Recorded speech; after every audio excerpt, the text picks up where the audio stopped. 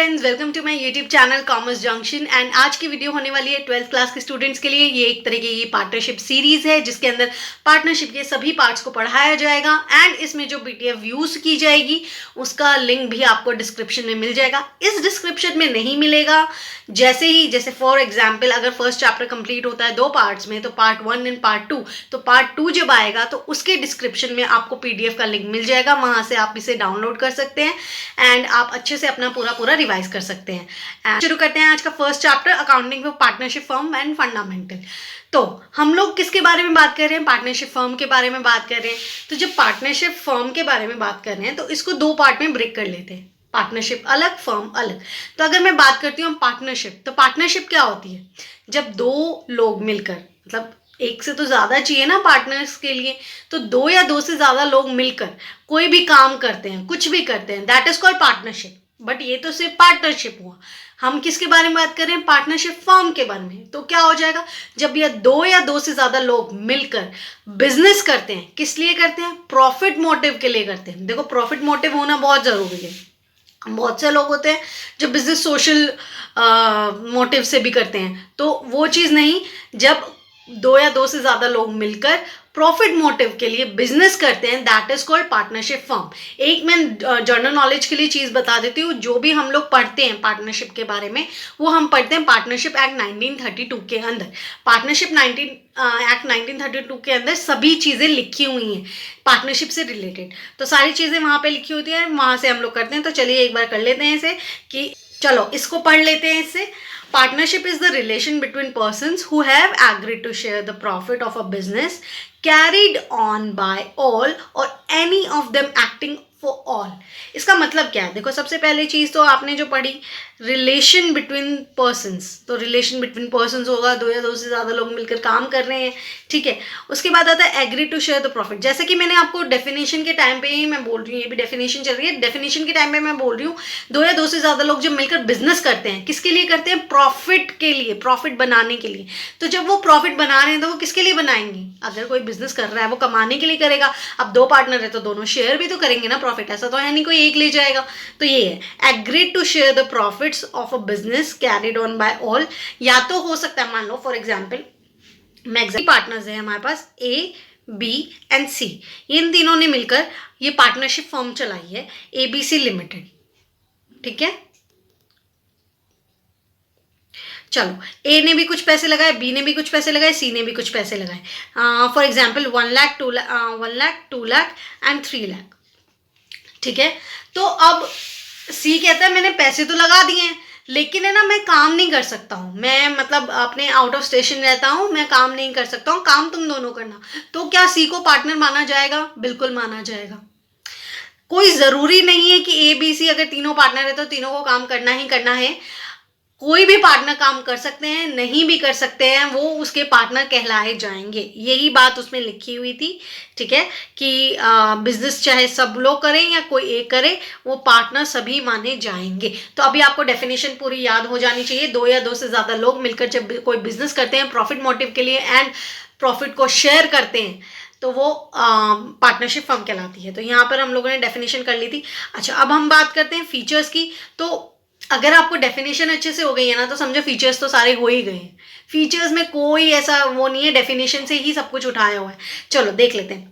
पहला फीचर आता है 2 और मोर पर्सन्स। देखो, जैसे ही मैंने वीडियो स्टार्ट की थी, मैं स्टार्टिंग से ही ये चीज़ बोल रही हूँ, पार्टनरशिप का मतलब क्या? 2 या 2 से ज़्यादा लोग। पार्टनरशिप का मतलब क्या? 2 या 2 से ज़्यादा लोग। तो ठीक है, पहला फीचर ये आ गया, 2 या 2 से ज़्यादा लोग मिलकर जब काम करते हैं ना, तो 2 या 2 से ज़्यादा लोग इसमें होने चाहिए, तो वो पार्टनरशिप होती है। सेकेंड चीज़, एग्रीमेंट। देखो, 2 या 2 से ज़्यादा लोग मिलकर काम कर रहे हैं तो ऑब्वियसली उनके बीच में कोई ना कोई एग्रीमेंट है, तभी कोई काम कर पा रहा है, ठीक है। तो एग्रीमेंट होता है। तीसरी चीज, existence of business and profit motive. जैसे ही मैंने कहा था कि अगर सिर्फ काम हो रहा है, 2 या 2 से ज्यादा लोगों ने मिलकर कोई काम किया, दैट इज कॉल्ड पार्टनरशिप। लेकिन 2 या 2 से ज्यादा लोग मिलकर जब कोई बिजनेस फॉर्म करते हैं, कोई बिजनेस करते हैं, और किसके लिए करते हैं? प्रॉफिट मोटिव के लिए करता है, तभी वो पार्टनरशिप फॉर्म होती है। और यहाँ हम पार्टनरशिप फॉर्म के फीचर्स पढ़ रहे हैं, तो इसमें ये साफ साफ लिखा हुआ है कि existence of business and profit motive. Profit motive होना बहुत जरूरी है, ठीक है। उसके बाद आता है शेयरिंग ऑफ प्रॉफिट्स। सी, हम लोग प्रॉफिट्स कमाएंगे तो प्रॉफिट्स को शेयर भी करेंगे पार्टनर्स के बीच में, तो शेयरिंग ऑफ प्रॉफिट्स हो गया। Relationship of principal and many agent, इसके बारे में आगे आप पूरा कंप्लीट पढ़ोगे, ठीक है, यहाँ पर ये इतना ही कर लो। रिलेशनशिप होता है प्रिंसिपल एंड एजेंट का, ठीक है। उसके बाद आता है business carried on by all or any of them acting of all, जो कि मैंने डेफिनेशन में बताया था, सेम चीज़ है कि कोई पार्टनर अगर नहीं एक्टिव है तो ज़रूरी नहीं है कि सभी को एक्टिव होना ज़रूरी नहीं है। अगर कोई नहीं है तो इट्स ओके, वो पार्टनर तब भी कहलाया जाएगा। तो यहाँ पर हमने अपने सारे फीचर्स को कवर कर लिया है एंड जैसे कि आपने देखा होगा डेफिनेशन से ही हमने सारी चीज़ें कवर कर ली हैं, डेफिनेशन से ही आपका पूरा कंप्लीट हो गया होगा। अब बात आती है rights of a partner, partner के हक क्या हैं, ठीक है। तो चलिए स्टार्ट करते हैं। ये जर्नल अंडरस्टैंडिंग से ही समझ आ जाएंगे, अगर थोड़ा सा अगर आप अपनी जर्नल अंडरस्टैंडिंग को बेटर करके सोच के देखो एक नॉर्मल सिचुएशन में, तो आपको समझ आ जाएगा। पहली चीज़, जैसे कि हम लोग प्रॉफिट की बात कर रहे थे, इतनी देर से बात कर रहे थे प्रॉफिट बांटेंगे, तो प्रॉफिट बांटेंगे किसमें, एग्रीड रेशियो में। देखो यहाँ पे पहला राइट क्या है कि कोई भी पार्टनर होगा उसको प्रॉफिट और लॉस को शेयर करना होगा इन देयर एग्रीड रेशियो। तो एग्रीड रेशियो होता क्या है, सबसे पहले अगर मैं बात करूं, फॉर एग्जांपल अगर पार्टनर्स है, जैसे कि मैंने ले रखे थे ABC, ठीक है, उन लोगों ने अपनी अपनी कैपिटल लगाई 1 लाख 2 लाख 3 लाख, ठीक है। तो हो सकता है कि ये सब डिसाइड कर लें कि भाई हम तो इक्वली बांटेंगे, इक्वल प्रॉफिट शेयरिंग करेंगे, या फिर हो सकता है कैपिटल के अकॉर्डिंग हो सकती है, या किसी भी क्राइटेरिया को लेकर वो लोग अपना प्रॉफिट रेशियो शेयर कर सकते हैं, अपना प्रॉफिट रेशियो सेलेक्ट कर सकते हैं। 1:2:3 भी हो सकता है, 1:1:1 भी हो सकता है, कुछ भी हो सकता है। तो जो भी वो लोग मिलकर जो भी चीज़ वो लोग मिलकर डिसाइड करते हैं कि हाँ इस रेशियो में हम अपना प्रॉफिट बांटेंगे, that is called agreed ratio, ठीक है। तो पार्टनर्स का ये हक होता है कि उसको प्रॉफिट एंड लॉस को एग्रीड रेशियो में बांटना होगा। दूसरी चीज, take part in the conduct of the business. For example जैसे कि मैंने बोला था ABC है, ABC में से C जो है वो पार्ट नहीं लेता, वो आउट ऑफ स्टेशन रहता है, तो क्या C कभी भी आके चीज़ें चेक कर सकता है, बिजनेस के मैटर में बोल सकता है, बिजनेस में आके काम कर सकता है, बिल्कुल कर सकता है, उसका हक है। वो करता नहीं है, वो उसके ऊपर है, लेकिन कर सकता है, बिल्कुल कर सकता है। तो ये सेकंड राइट ये हो गया, take part in the conduct of a business. तीसरी चीज, consulting in the matters of the related to business. जैसे कि मैंने बोला C आकर बोल सकता है, बिजनेस के जितने मैटर्स होंगे C आके बोल सकता है। अब फॉर एग्जांपल अगर मान लो C यहाँ पे है नहीं, AB अपने डिसीजन ले लेते हैं, बाद में अगर C ने आके बोला कि अरे यार तुमने तो मेरा ओपिनियन नहीं लिया, या फिर मैं भी इसमें पार्ट लूंगा, और A and B कह देते हैं चल चल भाई तू तो यहाँ रहता ही नहीं है, मैं तो तुझे नहीं बोलने दूंगा, B भी कहता है मैं भी तुझे नहीं बोलने दूंगा। तो ऐसा नहीं कर सकते हैं पार्टनर्स, कोई भी पार्टनर किसी को बोलने से या कंसल्ट करने से नहीं रोक सकता, वो उसका हक है, वो ये चीज़ कर सकता है, कंसल्ट कर सकता है। फोर्थ चीज़ आती है, inspect and have a copy of books of accounts. जैसा कि मैंने बोला, यही एग्जाम्पल को कंटिन्यू रख के पूरा समझेंगे। A, B and C थे।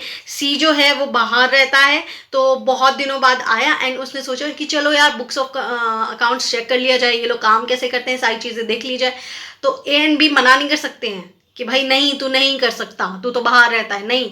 C के पास पूरा राइट है, वो कभी भी बुक्स ऑफ अकाउंट्स को चेक कर सकता है, वो उसकी कॉपी तक अपने पास रख सकता है, ठीक है। तो ये हमने 4 राइट्स कर लिए हैं, बाकी के भी देखते हैं। अच्छा, उसके बाद आता है disallowing the admission of a new partner. तो चलिए इसको एग्जाम्पल के तौर पे समझते हैं। ABC वही तीनों पार्टनर्स हैं, ठीक है। C बाहर रहता है, AB दोनों काम करते हैं, इन दोनों ने मिलकर डिसाइड किया D को है ना एडमिशन दे देते हैं, नया पार्टनर बना लेते हैं, ठीक है। और इन्हें पता नहीं था जो C and D हैं वो आपस में एनिमी है। तो चलो A and B ने मिलकर डिसाइड कर लिया D को एडमिशन देते हैं। C इस पे कभी राजी नहीं हो रहा है, कभी नहीं, वो क्या चाहेगा कि D उसमें एडमिशन ले, तो वो मना कर देता है। तो अब A and B कहते हैं यार हम तो एडमिशन करवाएंगे, मेजॉरिटी मीन्स 2 वोट्स यस में हैं तो एडमिशन होगा। तो क्या ऐसा हो सकता है? बिल्कुल नहीं हो सकता। जब तक सभी पार्टनर्स अपनी रजामंदी नहीं देते, जब तक सभी पार्टनर्स उस चीज़ पे कंसेंट नहीं आती है कि आप पार्टनर को एडमिशन दे सकते हो, तब तक कोई भी पार्टनर एडमिट नहीं हो सकता है। तो इसमें यही है disallowing the admission of a new partner. उसके बाद आता है joint owner of the property, partnership property. जो पार्टनरशिप प्रॉपर्टी होगी, अगर जितने पार्टनर्स हैं वो सारे जॉइंट ओनर होंगे, ठीक है। उसके बाद आता है right to receive interest on loan and agreed rate और 6%। चलो ठीक है, इसके बारे में मैं बात करती हूँ। मान लो A B C थे, एंड जैसे कि आपको पता है सी के पास तो बहुत पैसा है, तो उसने हमारी फर्म को लोन दिया, ठीक है। अब हमारे पास दो चीज़ आती हैं, या तो हमारे पास डीड है या तो हमारे पास डीड नहीं है। तो जब डीड है तो डीड आपको अभी आगे पता लगेगा, एक रिटन डॉक्यूमेंट होता है जिसके अंदर सारी चीज़ें लिखी होती हैं कि हमें क्या करना होता है क्या नहीं करना होता है, ठीक है। अगर डीड के अंदर लिखा हुआ है कि हमें, अगर पार्टनर हमें लोन देता है, फर्म को लोन देता है, तो इतना इतना परसेंट उसको हम लोग इंटरेस्ट देंगे, तब तो उतना ही देना है। अगर नहीं लिखा हुआ है कुछ भी, और ये उसका राइट भी है, किसका, पार्टनर का, कितना, 6% ऑफ द लोन, जितना भी उसने लोन दिया है उसका 6% इंटरेस्ट उसका राइट है, उसको देना होगा, फर्म को देना होगा उसको, ठीक है। एक चीज़ इसमें मैं बता देती हूँ, जब पार्टनर फर्म को लोन देता है तब ये चीज़ आती है। पार्टनर अगर किसी पार्टनर को देता है, फॉर एग्जाम्पल सी ने ए को दिया फॉर देयर पर्सनल रिक्वायरमेंट, तो ये वाली चीज़ लाइबल नहीं होती, वो पर्सनल उसमें चली जाती है। हम लोग यहाँ फर्म के बारे में पढ़ रहे हैं। अगर कोई पार्टनर फर्म को लोन देता है तो वो हकदार हो जाएगा 6% उसके, या फिर एग्रीड रेट, एग्रीड रेट कहाँ पे लिखा होता है, डीड में लिखा होता है, ठीक है, या फिर उस रेट पे। चलो, उसके बाद आता है has to right to retire. अच्छा, कोई भी पार्टनर के पास ये राइट होता है, वो कभी भी रिटायर हो सकता है अपनी मर्जी से, उसके ऊपर कोई फोर्स नहीं होती है कि उसे कोई रोक भी नहीं सकता, उसे जाने के लिए कोई कह भी नहीं सकता। एंड जब वो रिटायर होता है तो उसे क्या करना पड़ता है, लोकल रीजनल न्यूज़पेपर में अपना एक नोटिस देना पड़ता है, उसे बताना पड़ता है लोगों को से कि भाई अब जो तुम इस फर्म से डील करोगे, कोई केस होता, कुछ भी होता, मेरा इस फर्म से अब कोई लेना देना नहीं है, मैं कोई बाउंड नहीं हूँ, मैं लीगली इससे अलग हो रहा हूँ। तो ये रिटायरमेंट के टाइम पे उसे करना पड़ता है, तो ये भी उसका राइट है कि वो कभी भी रिटायर हो सकता है। अच्छा, इंडेमनीफाइड बाय फर्म, अगर उसने कोई फर्म के बिहाफ पे पेमेंट की है, जैसा कि मैं बोल ही रही थी, ए बी सी बड़ा रिच है, हमारे पास फर्म के पास पैसे नहीं थे किसी चीज़ को लेकर, तो सी ने क्या कर दी, पेमेंट कर दी। तो इस पेमेंट को एज अ लोन ट्रीट किया जाएगा, नहीं। इस पेमेंट को कैसे ट्रीट किया जाए, इस पेमेंट को नॉर्मल पेमेंट के टाइप में ही लेंगे कि भाई सी ने on the behalf of the firm payment करी है, और जो फर्म है वो सी को उसके पैसे वापस कर देगा, वो उसका राइट है। ऐसे नहीं होगा कि भाई सी यार तू तो पार्टनर है, इस फर्म का ही पार्टनर है, क्या हो गया अगर तूने पेमेंट कर दी, तो पार्टनर ही तो है, क्या हो गया, नहीं, ऐसा कुछ नहीं है, उसको वो पैसा वापस देना होगा, ठीक है। तो ये हमारे सारे के सारे राइट्स है। जल्दी से एक बार और रिवाइज कर लेते हैं कि सारे प्रॉफिट को एग्रीड रेशियो में बांटेंगे, कंडक्ट में पार्ट ले सकते हैं, कंसल्ट कर सकते हैं, इंस्पेक्ट कर सकते हैं, डिसअलाउ कर सकते हैं, एडमिशन के लिए जॉइंट ओनर होते हैं, एग्रीड रेट या 6% का इंटरेस्ट ऑन लोन मिलता है, रिटायर हम कभी भी हो सकते हैं, और कोई अगर पेमेंट हम लोग करते हैं तो वो फर्म हमें वापस करती है। तो चलिए, हमने लोगों ने राइट्स कर लिए थे। अब बात आती है एलएलपी की। LLP is just like a partnership firm. बस पार्टनरशिप फर्म क्या होती है, वो एक्ट 1932 के अंदर बनती है, ये एक्ट 2008 के अंदर बनती है। एंड साथ ही साथ में उसमें जो पार्टनर्स होते हैं वो सब कुछ पार्टनर्स पे, अगर पार्टनर्स है तो पार्टनरशिप फर्म है, अगर पार्टनर्स नहीं है तो पार्टनरशिप फर्म नहीं है। लेकिन इसमें क्या होता है कि ये लीगली क्रिएट होती है, तो इसलिए अगर इसमें पार्टनर्स हैं नहीं है उससे उसमें फ़र्क नहीं पड़ता, क्योंकि इसकी एंटिटी की जो सेपरेट एंटिटी होती है, पार्टनर सेपरेट होते हैं। इसमें देखो, अब आगे पढ़ो पूरा समझ आ जाएगा। सबसे पहले तो limited liability of partnership means partnership form under registered LLP act 2008, जैसे कि मैंने बोला था 2008 में बनती है। चलो इसका नेचर देख लेते हैं। तो एलएलपी जो बनती है वो बॉडी कॉर्पोरेट से बनती है, और एक्ट अपन को पता ही है 2008 में हो जाता है। उसके बाद इसकी लीगल एंटिटी सेपरेट होती है फ्रॉम इट्स पार्टनर, पार्टनर अलग, एंटिटी अलग, पार्टनर अलग, एंटिटी अलग, ठीक है, उसका अपना एक एग्जिस्टेंस है बेसिकली, ठीक है। उसके बाद आता है परपेचुअल सक्सेशन। परपेचुअल सक्सेशन का मतलब समझिए, क्योंकि ये वर्ड आगे भी आएगा, ठीक है। फॉर एग्जाम्पल, अगर मैं पार्टनरशिप फर्म के बारे में लेके चल रही थी, हमारा एबीसी लिमिटेड था। अब सोच के देखो, एबीसी लिमिटेड में से अगर बी एंड सी चले जाए तो क्या अकेला ए रह जाएगा, तो क्या ये पार्टनरशिप फर्म बचेगी? नहीं बचेगी। पार्टनरशिप फर्म की डिफिनेशन में ही आता है, या दो से ज़्यादा लोग मिलकर जब कोई बिजनेस फर्म चलाते हैं तो वो पार्टनरशिप होती है। जब दो लोग ही नहीं हैं तो क्या वो बिजनेस, क्या वो रहेगा, क्या वो पार्टनरशिप फर्म रहेगी? नहीं रहेगी। अच्छा, अब एक एलएलपी है, अच्छा उसमें से सभी पार्टनर्स चले गए या एक पार्टनर बच गया, तब क्या रहेगा एग्जिस्टेंस इसका? बिल्कुल रहेगा, क्योंकि इसकी ये एंटिटी अलग है, पार्टनर्स अलग हैं, ठीक है। तो परपेचुअल सक्सेशन का मतलब क्या होता है कि परपेचुअल सक्सेशन का मतलब बेसिकली ये हो गया कि पार्टनरशिप में से अगर मैं देखूं तो क्या एक एक बंदे चले जाएंगे, क्या उससे फर्म पे असर पड़ेगा? बिल्कुल पड़ेगा, लेकिन एलएलपी पे क्या फर्म पे फ़र्क पड़ेगा? बिल्कुल नहीं पड़ेगा। वो उसमें बंदे जा सकते हैं, उसमें कोई दिक्कत नहीं है, क्योंकि सेपरेट एंटिटी है और पार्टनर्स अलग हैं, ठीक है। परपेचुअल सक्सेशन का मतलब ये हो गया। उसके बाद आता है कि कोई भी चेंज करते हैं पार्टनर्स में एलएलपी के, तो वो अफेक्ट नहीं करते एग्जिस्टेंस और right of liability of LLP. एक तो पहली बात है, लाइबिलिटी लिमिटेड होगी। लिमिटेड लाइबिलिटी पार्टनरशिप नाम से ही पता लग जाता है एक चीज़। दूसरी चीज़ ये आती है कि पार्टनर्स में कोई भी चेंज आता है तो उससे एलएलपी में कोई चेंज नहीं आएगा। जैसे कि मैं 3 से 4 बार बोल चुकी हूँ, एंटिटी अलग, पार्टनर्स अलग। जब एंटिटी अलग है तो उससे पार्टनर से फर्क पड़ेगा ही क्यों, है ना। तो इस वजह से इस पर कोई फर्क नहीं पड़ता। तो यहाँ पर हम लोगों ने इसके नीचे सारा कंप्लीट कर लिया है। इंडियन पार्टनरशिप एक्ट 1932 इस पर अप्लाई नहीं होता, क्योंकि इस पर 2008 होता है। एक चीज़ अगर मैं बोलूँगी तो इस पर आप लोगों ने इसको रीडिंग दे देनी है, ठीक है। ये इसका प्रैक्टिकल पोर्शन में कोई लेना देना नहीं है। इसका थ्योरी में होता है, थ्योरी में ये आ सकता है। इसका जो बेसिकली इंपॉर्टेंट क्वेश्चन मैं बोलूँ तो वो डिफरेंस होता है, difference between the partnership and LLP, जो कि हम आगे अब कवर करने वाले हैं। तो चलिए देखते हैं। वैसे तो हम लोगों ने एलएलपी और पार्टनरशिप को इतने अच्छे से कर लिया है कि अब जल्दी से हम लोग इसका डिफरेंस कर सकते हैं। तो चलिए देखते हैं। सबसे पहले आता है लॉ एप्लीकेबल। तो हम लोगों को पता है पार्टनरशिप में कौन सा था, 1932 था ये रहा, और इसमें 2008 था। डन। उसके बाद गया था रजिस्ट्रेशन। रजिस्ट्रेशन के बारे में पहले नहीं आया था, तो मैं आपको यहाँ पे बता देती हूँ। पार्टनरशिप में ये चीज़ ऑप्शनल होती है, आपके ऊपर होता है कि आप रजिस्ट्रेशन कराओ कि नहीं कराओ। अगर आप रजिस्ट्रेशन कराते हो, वैसे कराना चाहिए, पता है क्यों?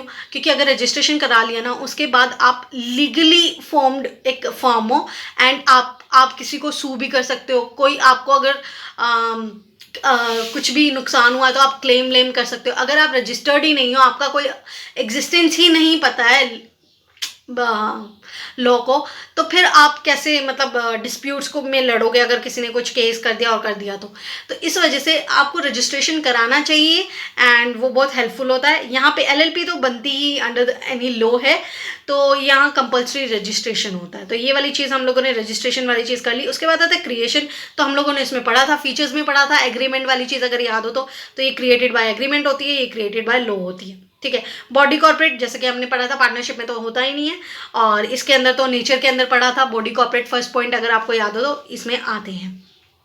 सेपरेट लीगल एंटिटी, पार्टनर्स से ही पार्टनरशिप फॉर्म होती है। पार्टनर्स हैं तो पार्टनरशिप फर्म है, पार्टनर्स नहीं है तो पार्टनरशिप फर्म नहीं है। लेकिन एलएलपी में ऐसा कुछ नहीं होता, क्योंकि उसकी सेपरेट लीगल एंटिटी होती है। तो यहाँ पर हम लोगों ने यही बोला है कि इसकी सेपरेट लीगल एंटिटी नहीं होती है, इसकी होती है। चलो, उसके बाद परपेचुअल सक्सेशन, जैसे कि मैंने बोला था, पार्टनरशिप में ऐसा नहीं होता। अगर पार्टनर्स चले जाएंगे तो पार्टनरशिप फर्म खत्म हो जाएगी। तो यहाँ पे परपेचुअल सक्सेशन नहीं होता, इसमें होता है। अगर पार्टनर्स चले भी गए तो कोई घंटा फर्क नहीं पड़ता, ठीक है। चलो, उसके बाद आता है 7th point, number of the partners. Partners मैंने बोल ही रही हूँ स्टार्टिंग से, 2 या 2 से ज़्यादा, 2 या 2 से ज़्यादा, तो मिनिमम चीज़ 2 हो गई है। मैक्सिमम 50 है। इसमें एक लिमिट होती है, एलएलपी में कोई लिमिट नहीं है। देखो, मिनिमम तो 2 चाहिएगा, आफ्टर है पार्टनरशिप, लेकिन मैक्सिमम की कोई लिमिट नहीं है। तो यहाँ पे हम लोगों ने कर लिया। Ownership of asset. सी, जब पार्टनर्स अलग ही नहीं है पार्टनरशिप फर्म से, तो जो ओनर होंगे एसेट्स के वो कौन होंगे? पार्टनर्स होंगे। लेकिन अगर मैं एलएलपी की बात करूं कि एंटिटी अलग है और पार्टनर्स अलग है, तो वहां पर ओनर कौन होंगे? एंटिटी होगी। तो यहाँ पे यही चीज़ है कि फर्म ऑन नहीं करती एसेट्स, पार्टनर खुद ऑन करते हैं एसेट्स। एलएलपी इंडिपेंडेंट होती है, तो वो खुद से ऑन करती है सारे एसेट्स। उसके बाद लाइबिलिटी, नाम से ही पता लग जाता है, इसकी अनलिमिटेड होती है, इसकी लिमिटेड होती है।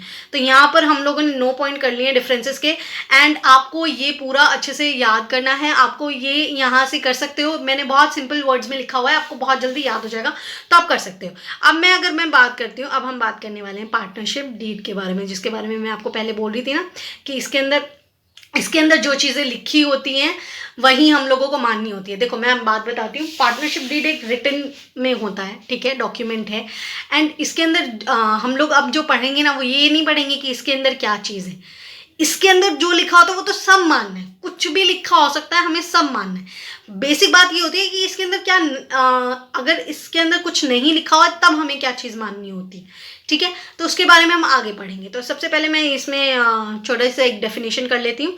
अ written document containing all the terms of agreement and duly sign and registered under the act is known as partnership deed, या आर्टिकल ऑफ पार्टनरशिप बोलते हैं इसे, कि कोई ऐसा डॉक्यूमेंट जिसके अंदर सारी की सारी चीज़ें, ड्यूटीज लिखी हों और रजिस्टर्ड हो अंडर द एक्ट, और उस पर सभी पार्टनर्स के सिग्नेचर भी होने चाहिए, तभी तो वो एक तरीके से लीगल डॉक्यूमेंट माना जाएगा। जब तक सिग्नेचर नहीं होंगे तब तक हम किसी को लायबल नहीं कर सकते हैं, ठीक है। तो ये पार्टनरशिप डीड होगी। इसकी इंपॉर्टेंस क्या होगी, देखो इसके अंदर सारी ड्यूटीज लिखी है, राइट्स लिखे हैं, सब कुछ तो लिखा होता है इसके अंदर।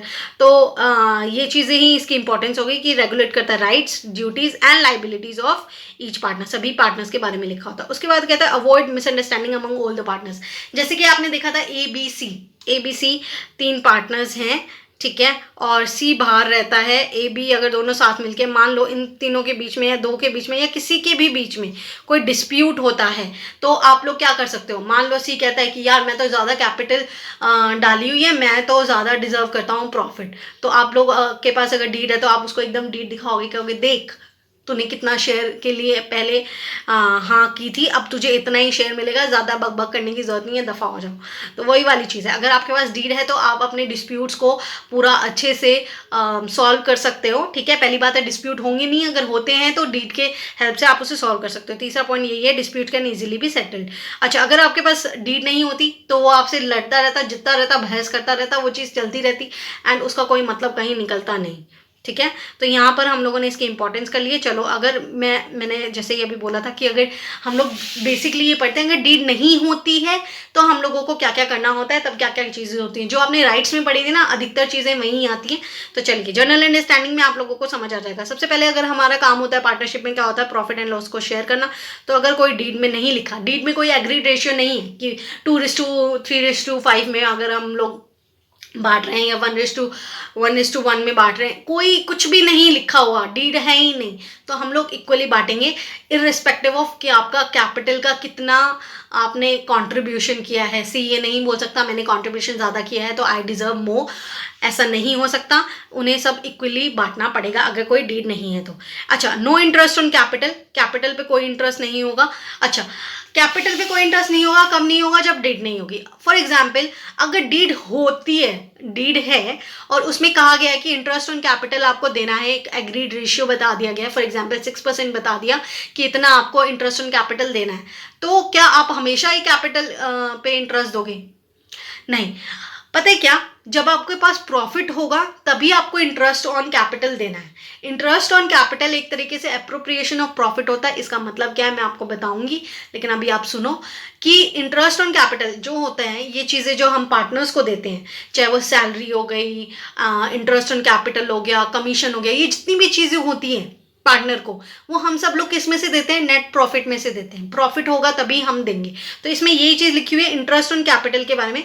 अगर डीड में, अगर डीड ही नहीं है तब तो देना ही नहीं है, तब तो कोई मतलब ही नहीं है। अगर डीड है और उसके अंदर लिखा है कि इंटरेस्ट ऑन कैपिटल देना है, तब आप ये देखोगे कि आपको प्रॉफिट हुआ है या नहीं हुआ है।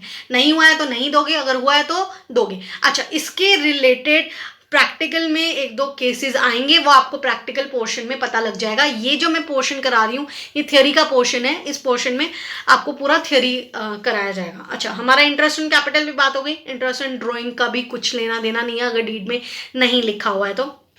कोई पार्टनर को सैलरी भी नहीं देनी है। इंटरेस्ट ऑन लोन 6%, जो कि मैंने बोला था राइट भी है भाई, लिखा हो नहीं लिखा हो कुछ भी हो, अगर पार्टनर ने लोन दिया है, किसको दिया है, फर्म को दिया है, फर्म याद रखना, फर्म को दिया है, तो वो 6% लोन 6% इंटरेस्ट तो लेगा ही लेगा, ठीक है। No admission without consent of all partners, जैसे कि मैंने राइट में भी बोला था कि अगर सभी पार्टनर्स रजामंदी नहीं देते हैं तो कोई भी एडमिशन नहीं हो सकता। जैसा मैंने वो डी वाला आपको एग्जाम्पल दिया था कि डी एनिमी था, सी नहीं मान रहा था, तो वही वाली चीज़ है, उसने अपनी कंसेंट नहीं दी थी तो वो पार्टनर्स नहीं बन सकता। अच्छा, इसमें एक और चीज़ मैं बोल देती हूँ, इंटरेस्ट ऑन लोन 6%, अगर डीड में ज़्यादा लिखा है तो हम ज़्यादा देंगे, नहीं लिखा है तो 6% देंगे। चलो ठीक है, ओके। तो यहाँ पर हम लोगों ने सारे रूल्स कर लिए थे। अब अगर मैं बात करती हूँ, ये वाला जो टॉपिक अब जो स्टार्ट हुआ है, इसे अच्छे से करना है, क्योंकि ये अगर आपने अच्छे से सीखा तो आपके कॉन्सेप्ट क्लियरिटी बहुत ज़्यादा हो जाएगी। आपके जितने भी आप प्रैक्टिकल क्वेश्चंस करोगे बहुत अच्छे से आप कर पाओगे, क्योंकि जब आपका ये वाला कवर हो जाता है ना, उसके बाद प्रैक्टिकल क्वेश्चंस ऐसे ऐसे ऐसे हो जाएंगे। सच्ची बता रही हूँ, तो करके देखो। आइए पढ़ते हैं। रिकॉर्डिंग ऑफ पार्टनरशिप ट्रांजैक्शंस, तो पार्टनरशिप की जो ट्रांजैक्शंस होती हैं उन्हें रिकॉर्ड कैसे करते हैं। तो अगर मैं इसकी बात करूं, in the partnership firm we have to divide the net profit among all the partners in their agreed ratio, जो कि मैं इतनी देर से बता ही रही हूँ कि जितने भी प्रॉफिट होते हैं उनको एग्रीड रेशियो में बांटना पड़ता है।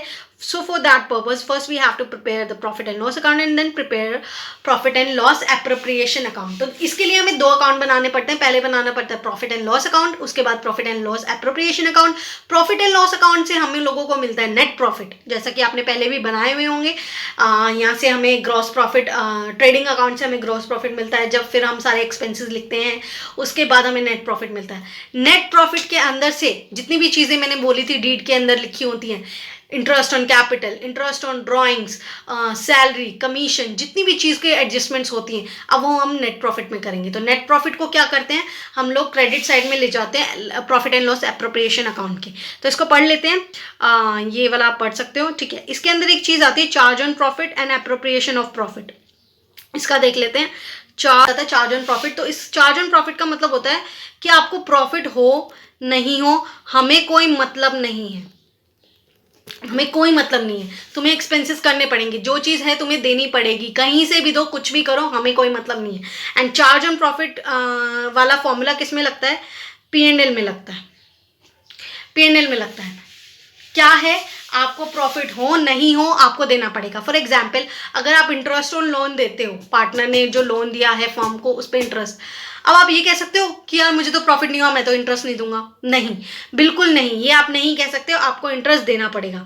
अच्छा, आपने कोई प्रॉपर्टी यूज़ कर रहे हो पार्टनर की, तो उस पर रेंट आपका फर्म देती है. अब कह रही है कि यार प्रॉफिट नहीं हुआ, मैं तो नहीं दे सकती. ऐसा हो सकता है? बिल्कुल नहीं हो सकता. रेंट देना पड़ेगा. तो ऐसी चीज़ जो कि चाहे प्रॉफिट हो चाहे नहीं हो लेकिन हमें देनी पड़ती है, that is called charge on profit. अगर मैं बात करती हूँ एप्रोप्रिएशन ऑफ प्रॉफिट की, तो वो भी देख लेते हैं. एप्रोप्रिएशन ऑफ प्रॉफिट, इसका मतलब ये होता है, ये अच्छा होता है. कहता है अगर प्रॉफिट होगा तो हम देंगे वरना नहीं देंगे. जैसे कि सैलरी हो गई पार्टनर्स को, इंटरेस्ट ऑन कैपिटल हो गया, कमीशन हो गया, ये सारी चीज़ें क्या होती हैं, हम लोग नेट प्रॉफिट में से देते हैं. एंड ये चीज़ों का मतलब है कि अगर प्रॉफिट होगा तो देंगे, अगर प्रॉफिट नहीं होगा तो कुछ नहीं मिलेगा पार्टनर्स को. ठीक है. तो एप्रोप्रिएशन ऑफ प्रॉफिट का मतलब कि अगर प्रॉफिट है तो चीज़ें देंगे, नहीं है तो नहीं देंगे. चार्ज ऑन प्रॉफिट का चाहे कुछ भी हो हम लोग देंगे ही देंगे. तो ये सारी चीज़ें हो गई हैं. अब हम आगे हम एक फॉर्मेट देख लेते हैं उसका, इससे आपको अच्छे से समझ आ जाएगा. जैसा कि मैंने बोला था, ट्रेडिंग अकाउंट से आपका ग्रॉस प्रॉफिट आया, ग्रॉस प्रॉफिट के बाद आपने सारी चीज़ें यहाँ लिखी, उसको डिडक्ट किया, आपका नेट प्रॉफिट आ गया. वो नेट प्रॉफिट ये रहा. P&L से जो ट्रांसफर होकर नेट प्रॉफिट आता है वो ये रहा. ठीक है. इंटरेस्ट ऑन ड्राइंग हमने यहाँ लिख ली. ये सारी एप्रोप्रिएशन ऑफ प्रॉफिट वाली चीज़ें हैं. जैसे कि मैंने बोला था प्रॉफिट होगा तो ही देंगे. क्या क्या देंगे, salary, commission, interest on capital, कोई रिजर्व वाला अगर उसने बोला है कि रिजर्व रखना है तो ये चारों चीज़ें. ठीक है. नेट प्रॉफिट में से हम लोगों ने ये चारों चीज़ें पार्टनर्स में दे दी. ये तो उनका हक था, डीड में लिखी थी तो दे दी. ठीक है. उसके बाद बचा हुआ प्रॉफिट का क्या करेंगे, उन्हें भी पार्टनर्स में ही डिस्ट्रीब्यूट कर देंगे इन देयर एग्रीड रेशियो. जिस रेशियो में उन लोगों ने डिसाइड किया होता है. ठीक है. तो यहाँ पर हम लोगों ने ये चीज़ देख ली है. जल्दी से हम आगे का कर लेते हैं, डिफरेंस कर लेते हैं प्रॉफिट एंड लॉस के बीच में and profit and loss appropriation के बीच में. अभी तक आपको पूरा समझ आ गया होगा जल्दी से, और ये भी जल्दी से हो जाएगा. तो सबसे पहले वाली चीज़ तो क्या होती है, स्टार्ट किससे होता है. देखो, प्रॉफिट एंड लॉस स्टार्ट किससे होता है, ट्रेडिंग अकाउंट से ग्रॉस प्रॉफिट आता है. ठीक है. तो ये तो ग्रॉस प्रॉफिट से होता है. और प्रॉफिट एंड लॉस एप्रोप्रिएशन किससे होता है, जैसे कि मैं बोल रही थी कि जो नेट प्रॉफिट हम लोग प्रॉफिट एंड लॉस से निकालते हैं ये उससे स्टार्ट होता है. तो ये प्रॉफिट एंड लॉस से स्टार्ट हो गया. अच्छा, दूसरी चीज़ क्या होती है, P&L हम बनाते हैं to ascertain the profit and losses. हम लोगों ने नेट प्रॉफिट निकालने के लिए ही तो P&L बनाया ना कि कितना प्रॉफिट हुआ है. तो P&L हम बनाते हैं नेट प्रॉफिट निकालने के लिए. P&L एप्रोप्रिएशन किस लिए बनाते हैं, ताकि हम लोग जो हमें प्रॉफिट हुआ है उसे हम बांट सके इन देयर एग्रीड रेशियो, किसमें, पार्टनर्स के बीच में. तो ठीक है, ये वाला पॉइंट भी हो गया. थर्ड पॉइंट, इसमें ओपनिंग और क्लोजिंग बैलेंस कभी नहीं होते, P&L एप्रोप्रिएशन में हो सकते हैं. ठीक है. उसके बाद आता है एक्सपेंस और चार्ज अगेंस्ट ऑन प्रॉफिट. जो एक्सपेंस होते हैं वो चार्ज अगेंस्ट प्रॉफिट होते हैं. मैंने बोला था P&L में जो लगता है रूल वो चार्ज अगेंस्ट ऑन प्रॉफिट वाला लगता है, एंड एप्रोप्रिएशन में जो लगता है वो एप्रोप्रिएशन ऑफ प्रॉफिट वाला होता है. तो इसमें यही वाली चीज़ आ गई जो अपना पॉइंट अपन इतने देर से पढ़ रहे थे. उसके बाद आता है not prepared on the basis of partnership agreement. Partnership agreement के बेसिस पे नहीं बनाया जाता. फॉर एग्जाम्पल, अगर आपके पास डीड है नहीं है उससे P&L में कोई फर्क नहीं पड़ता. P&L में वही चीज़ें रहती हैं. डीड का असर किस पे पड़ता है, P&L एप्रोप्रिएशन पे पड़ता है. क्यों, क्योंकि डीड में लिखा होगा सैलरी देनी है तभी तो देंगे, तभी तो वहाँ पे लिखेंगे. डीड में लिखा होगा इंटरेस्ट ऑन कैपिटल देना है तभी तो देंगे. तभी तो लिखेंगे। तो वही वाली चीज़ है, एग्रीमेंट का फ़र्क P&L एप्रोप्रिएशन पे फ़र्क पड़ता है, P&L पे कोई फ़र्क नहीं पड़ता। उसके बाद मैचिंग प्रिंसिपल। मैचिंग प्रिंसिपल का मतलब मैं अभी बहुत नॉर्मली बता दूंगी, वैसे आपने बेसिक जब पढ़ रखे होंगे +1 में 11th में, तब आपको मैचिंग प्रिंसिपल का मतलब पता होगा। मैचिंग प्रिंसिपल का मतलब होता है जो चीज़ जिस फाइनेंशियल ईयर की होती है उसी फाइनेंशियल ईयर में रिकॉर्ड करना। तो मैचिंग प्रिंसिपल एप्रोप्रिएशन में नहीं होता पार्टनर्स का, जब जो चीज़ें हम लोग कभी भी दे सकते हैं। P&L तो हमेशा ही मैचिंग प्रिंसिपल के अकॉर्डिंग बनेगा, जो चीज़ जिस एक्सपेंस जिस फाइनेंशियल ईयर में हुआ है उसी फाइनेंशियल ईयर में हम लोग रिकॉर्ड करते हैं। तो यहाँ पर हमने इसके सारे डिफरेंस को कवर कर लिया है एंड यहाँ हमने सारे डिफरेंस कर लिए हैं। चलो इसके बाद अगर मैं बात करती हूँ तो आता है difference between against profit and appropriation profit. इतनी देर से हम लोग इस टॉपिक को कर रहे हैं तो कोई दिक्कत वाली बात नहीं होनी चाहिए, जल्दी से इसे कवर कर लेते हैं। नीचे क्या होता है, ये एक्सपेंस होते हैं जो कि डिडक्ट किए जाते हैं प्रॉफिट में। जैसे कि मैंने बोला था ग्रॉस प्रॉफिट यहाँ पे लिखते हैं, यहाँ एक्सपेंस लिखते हैं। ग्रॉस प्रॉफिट में से यहाँ वाले सारे एक्सपेंस को लेस करते हैं, देन हमारे पास नेट प्रॉफिट आता है। तो यही चीज़ लिखी हुई है कि एक्सपेंस को डिडक्ट करते हैं प्रॉफिट के अंदर। इसमें क्या आता है, डिस्ट्रीब्यूशन ऑफ प्रॉफिट आता है। रिकॉर्डिंग में क्या है, डेबिटेड होता है प्रॉफिट एंड लॉस में, इसमें भी डेबिटेड। फॉर एग्जाम्पल इसमें क्या है, चार्ज अगेंस्ट ऑन प्रॉफिट। तो वो चार्ज अगेंस्ट ऑन प्रॉफिट एक तरीके से क्या है, हमारे पास एक्सपेंस है, हम लोग उसको किस साइड में लिखते हैं, डेबिट साइड में लिखते हैं। अच्छा, appropriation of profit, salary, commission, interest on capital, ये सब भी हम किस साइड लिखते हैं, डेबिट साइड में लिखते हैं। तो वही वाली चीज़ें लिखी हुई हैं, ठीक है। नेसेसरी और नॉट, तो चार्ज अगेंस्ट प्रॉफिट तो हम लोगों को चाहे प्रॉफिट हो नहीं हो, लॉस हो, कुछ भी हो, हम लोगों को देना होता है। एप्रोप्रिएशन प्रॉफिट जब भी देना होता है जब प्रॉफिट होता है, ठीक है। इसका एग्जाम्पल हम लोग पहले भी मैंने जब एग्जाम्पल कराया था वो यही दोनों एग्जाम्पल कराए थे, तो आपको आप पता होगा कि अगर मैं चार्ज ऑन प्रॉफिट की बात करूँ तो इंटरेस्ट ऑन पार्टनर्स लोन या फिर रेंट कुछ हो गया इस टाइप का, और appropriation profit interest on capital, salary, commission, तो ये सारी चीज़ें आ जाती हैं, ठीक है। तो यहाँ पर हम लोगों ने इसका डिफरेंस भी कर लिया है कंप्लीट, एंड ये इंपॉर्टेंट है, डिफरेंसेस सारे इंपॉर्टेंट है, तो ये आप करना है। LLP वाला तो जरूर करना है। चलो अब MCQ कर लेते हैं। MCQ में आपको आंसर्स वैसे दिख रहे होंगे, लेकिन आपको अपनी जनरल अंडरस्टैंडिंग से सोचना है एंड ध्यान देना है। तो पहला आता है, in case of partnership the act of any partner. मतलब क्या है, अगर हम पार्टनरशिप एक्ट की बात कर रहे हैं तो वो क्या किसी एक पार्टनर पे लगता है या फिर किसी एक्टिव पार्टनर पे लगता है, या फिर जो पार्टनर उसमें एक्टिवली पार्टिसिपेट नहीं करना उस पे लगता है, किस पे लगता है, सभी पे लगता है। तो देखो इसका आंसर फर्स्ट ही सही है, बाइंडिंग ऑन ऑल पार्टनर। सभी पार्टनर्स पे पार्टनरशिप एक्ट लगता है, चाहे वो एक्टिव पार्टनर हो, स्लीपिंग पार्टनर हो, कैसा भी पार्टनर हो, सभी के ऊपर पार्टनरशिप एक्ट लगता है अगर वो पार्टनर है तो फर्म का। उसके बाद the relation of a partner with the firm is that of owner, क्योंकि जैसे कि मैंने बोला था पार्टनरशिप फर्म होती ही पार्टनर से है, तो अगर पार्टनर्स जो हैं उन्हीं से ही फर्म है तो वो ओनर हो जाते हैं उसके, तो an owner. Interest on capital will be paid to the partners if provided for in the partnership deed, but only out of, किस में से देते हैं। चलो इतनी देर से हम लोग बात कर रहे थे एप्रोप्रिएशन ऑफ प्रॉफिट की। तो एप्रोप्रिएशन ऑफ प्रॉफिट में ये आता था कि जब हमें प्रॉफिट होगा तभी हम लोग चीज़ें देंगे पार्टनर्स को। तो interest on capital appropriation of profit में आता था, तो इसीलिए इसमें ये कहा है कि अगर इंटरेस्ट ऑन कैपिटल लिखा हुआ है कि डीड में हमें देना है तो हम किस में से देंगे, प्रॉफिट में से देंगे, नेट प्रॉफिट में से ये चीज़ें दी जाती हैं, ठीक है। तो हम लोगों ने ये तीनों MCQ कर लिए। इस टाइप के MCQ एंड थ्योरी के क्वेश्चन आपसे बन सकते हैं। अभी तक हमने थ्योरी का पोर्शन किया, प्रैक्टिकल पोर्शन वैसे भी हम लोग नेक्स्ट पार्ट में करने वाले हैं।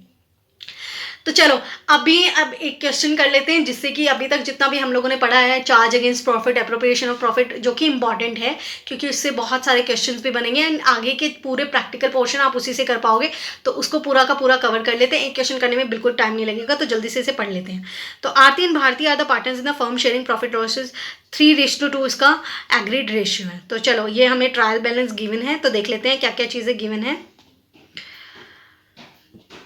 अच्छा, ओपनिंग स्टॉक दिया हुआ है, कहाँ जाएगा, ट्रेडिंग अकाउंट के डेबिट साइड में जाएगा।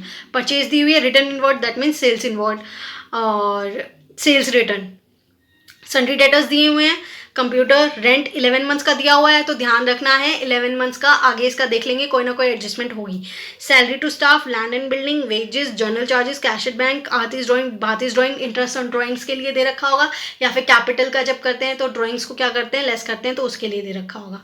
अच्छा, यहाँ पर अगर मैं देखूँ तो क्या दे रखा है, हमें सेल्स दे रखी है, return outward that is purchase return, sundry creditors दे रखे हैं, इंटरेस्ट दे रखा है, आरती और भारती की दोनों कैपिटल दे रखी है। चलो यहाँ पर हम लोगों ने कर लिया है कवर, अब हम लोग इसके एडजस्टमेंट्स को पढ़ते हैं।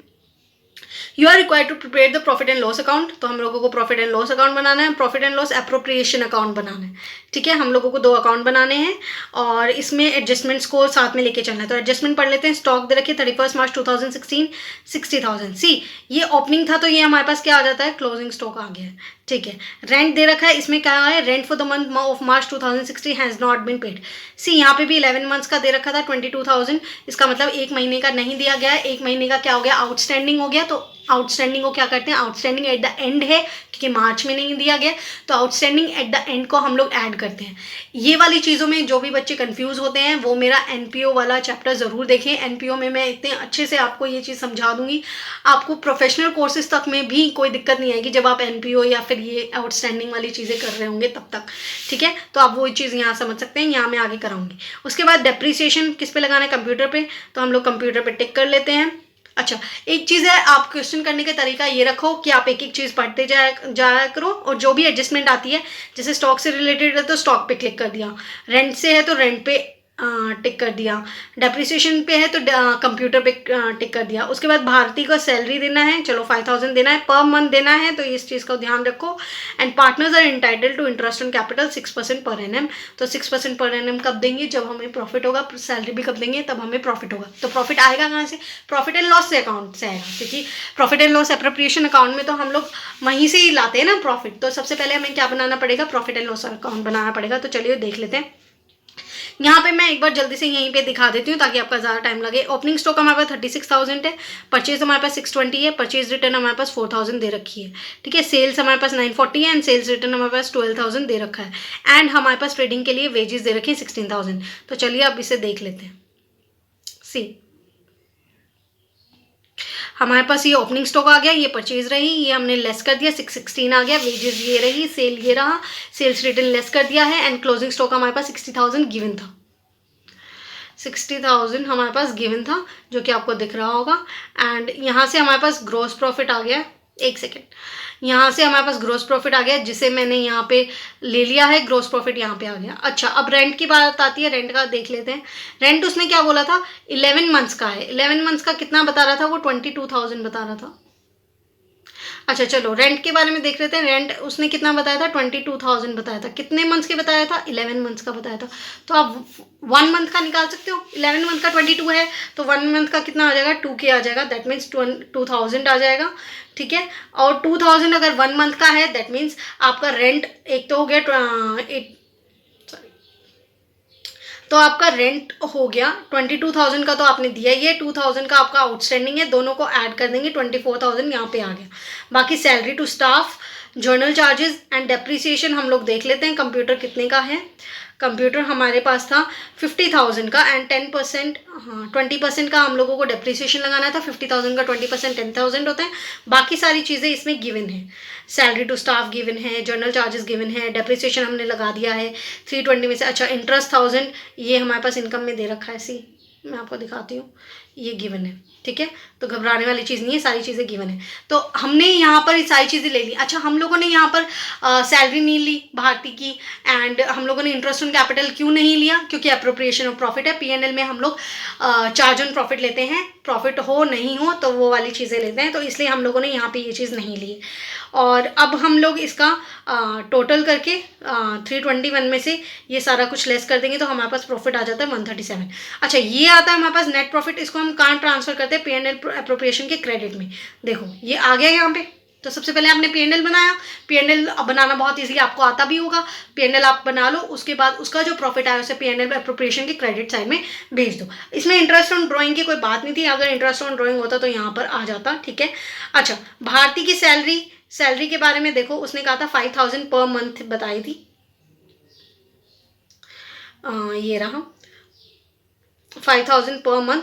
तो अगर मैं 5K को 12 से मल्टीप्लाई कर देती हूँ, क्योंकि हमें पूरे साल का करना होता है, तो ये 60K आ जाता है। तो 60K उसकी क्या हो जाती, सैलरी हो जाती, जो कि इसमें गिवन है 60,000। अच्छा, इंटरेस्ट ऑन कैपिटल देख लेते हैं। इंटरेस्ट ऑन कैपिटल उसने बोला था 6%, तो कैपिटल कितनी है, 3 लाख एंड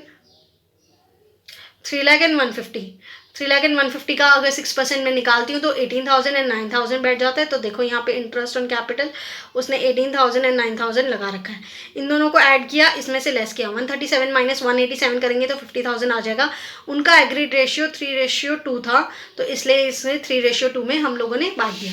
तो यहाँ पे बेसिकली हमें 2 अकाउंट बनाने थे, profit and loss account and profit and loss appropriation account. दोनों अकाउंट हम लोगों ने बना लिए हैं। अब खुश हो जाओ, ठीक है, बहुत अच्छे से बना लिए हैं। अब आपको समझ आ गया होगा। आपको सारे के सारे क्वेश्चन इस टाइप से करने हैं। आगे हम एक बार बैलेंस शीट देख लेते हैं ताकि कोई गड़बड़ नहीं हो। कैश एट बैंक आपको गिवन होगा, सन्ड्री डेटर्स आपको गिवन है, क्लोजिंग स्टॉक 60,000 हम लोगों को एडजस्टमेंट से मिल गया था। कंप्यूटर्स हमारा 50,000 का था, 10,000 डिप्रिसिएशन लग गया तो हमारे पास 40,000 आ गया। हम लोगों को करंट बुक वैल्यू लिखनी होती है, ठीक है। लैंड बिल्डिंग का अपन को गिवन है, सन्ड्री क्रेडिटर्स गिवन है, आउटस्टैंडिंग रेंट 2,000 हम लोगों ने निकाला था 22,000 डिवाइडेड बाय 11 करके। उसके बाद आरती की कैपिटल 3 लाख थी, जिसके अंदर ड्राइंग्स उसने 20,000 की ड्राइंग्स गिवन थी ना, तो हमने लेस कर दिया। उसके बाद उसे जो जो मिलेगा, जो चीज़ उसे मिलेगी वो उसकी कैपिटल में ऐड हो गई। तो इंटरेस्ट ऑन कैपिटल उसको 18,000 मिला है और साथ में ये नेट प्रॉफिट मिला था, तो ये यहाँ पे हम लोगों ने ऐड कर दी। तो इतनी हमारी आरती की कैपिटल आ गई। भारती की कैपिटल देख लेते हैं। भारती की कैपिटल में सैलरी वगैरह भी चीज़ें थी। देखो भारती की कैपिटल 150 थी, ड्राइंग हमने लेस कर दिया, इतना आ गया।